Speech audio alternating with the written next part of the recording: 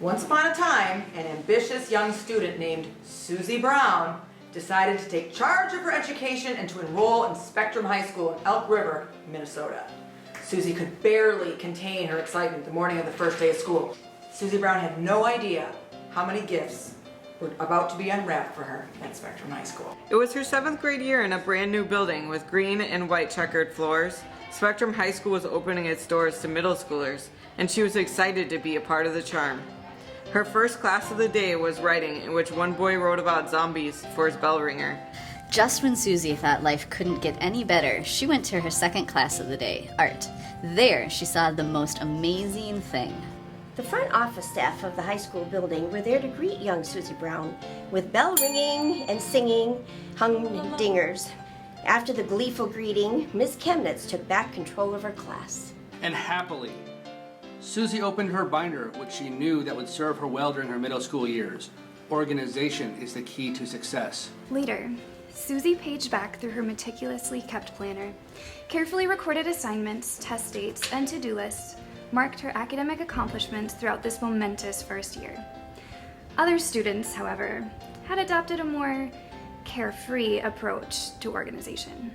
Susie was intrigued by this new carefree approach and decided to give it a try. This is how everyone could tell she was truly an 8th grader. She couldn't believe how much freedom came from being at the top of the middle school food chain. She especially loved reading Animal Farm and writing letters to her literature teacher about the books she was reading. She couldn't wait for this to continue into her high school years. But soft! What thrilling activities through literature shall we do? Reciting from arguably the most famous scene in literature? Holy St. Francis! Does life get better than this? Susie and her friends debated this over Friday pizza lunch and determined life does get better, especially in choir class. And after choir, Susie and her pals went singing on their merry way to Spanish class, where they learned about language and culture. When Susie went to science, she could hardly wait to find out why the Earth doesn't crash into the sun. She was amazed to learn what gravity is all about. Her love of science extended into her high school career, especially in biology, with that crazy mitosis hand dance. And further, this led to the understanding, on still yet a higher level, that she was exceeding her aerobic capacity, which is why she felt like she was carrying a piano on her back when she was finishing up the last part of her 400-meter race in track. Learning about pianos on her back made her remember back to that time she decided to try wrestling for a year and had to carry Joey around the gym during conditioning. Why did he have to get that job with all the good food? She angrily thought to herself as she lugged him along. Susie knew that to get through the rigors of Spectrum, she would remain focused on her studies. But all work and no play makes for a dull Susie. Therefore, Susie decided to volunteer at the Elk River Senior Activity Center. She learned a lot about working with older adults from her previous service learning groups too. They aren't always the most patient learners, but it's very rewarding. Even though Susie is good at technology, she knows she needs teacher permission to have her phone out during class. One day, she didn't and had it taken away. She was told she had to get it back from Mr. Anderson, and she was terrified because she's heard he is mean and intimidating. After her visit with Mr. Anderson, she realized that he is a super cool guy who isn't mean or intimidating. Susie began thinking about the egalitarian nature of quantized energy. So she returned to the classroom to demand that she should be able to do what she wanted to with her phone in class, because teachers told her she should advocate for herself and stuff. She soon thought about how she could use these skills to her advantage. Susie decided to run to the lunchroom and demand that she gets an extra slice of pizza. Since advocation was on her mind now, she thought back to the times in Mr. Mills's class when she missed her shots into the recycling bin and would have to do wall sits. She should have advocated for herself then. But sadly, she also remembered that it only would have made it worse. What I need to do, Susie thought, is improve my hand-eye coordination so I can make those shots next time. So she decided to take American Sign Language. It didn't improve her aim at all, but she had a whole new way to talk to her friends. After talking to her friends from her ASL class, she went over to the physical education department and asked Coach Prepperud to help her get better at shooting and help improve her hand-eye coordination. Then she went back to Mr. Mills's room to challenge him to a shooting contest, but she couldn't seem to find him. She discovered that Mr. Mills was gone for the day and that Mrs. Mackey was filling in as the substitute teacher. Having her heart set on a shooting contest, she decided to challenge Mrs. Mackey. The class began to cheer as Clint played some pre-game jams as Mrs. Mackey and Susie warmed up for the contest. The warm-ups were dreadfully long, but were cut short when an announcement was made that the senior meeting would be starting in 5 minutes. Susie could not wait to be a senior and graduate from Spectrum with college credits in hand. Susie wanted to be a producer with a hit show on Broadway. But in case that doesn't work out, accounting is her backup. And if accounting doesn't work, Susie would like to be the CEO of a fashion company because she would like to wear anything that she wanted to work. She then realized that she had fallen asleep in math class and the bell had rung.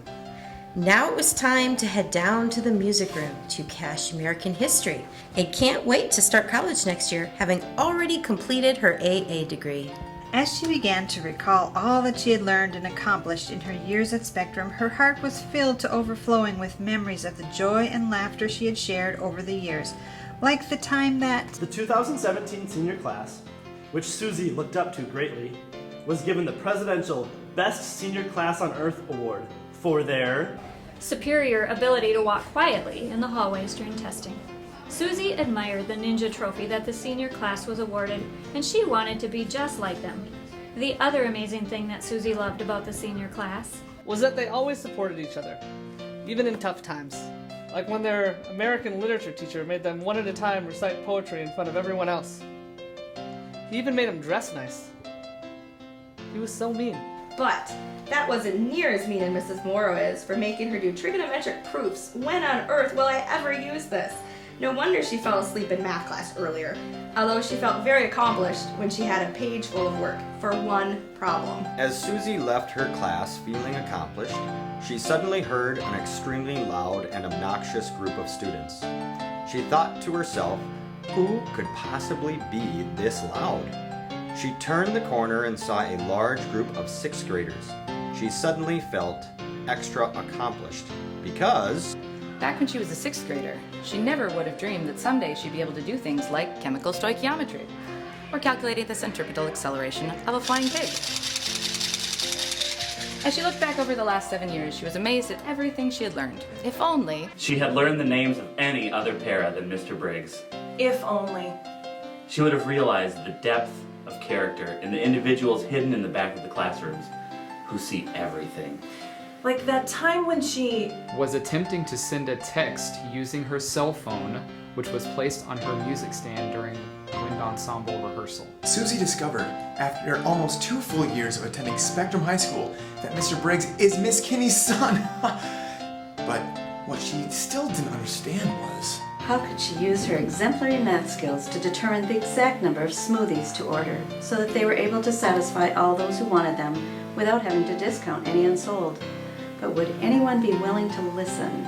Although Susie loved math, her real passion was physical fitness. Susie had learned from friends that Coach Prepalou had really high expectations of his students, but did not know what that meant until Coach Prepalou wanted her to complete an obscene amount of pull-ups, push-ups, and bodyweight squats. Upon this agonizing realization, Susie began to long for those good old days of geography class, when she was able to imagine herself touring the streets of London, castle jumping through Germany, or exploring the Serengeti with her best friend, Sarah Schmera, the current bodyweight squat record holder at Spectrum and master castle jumper.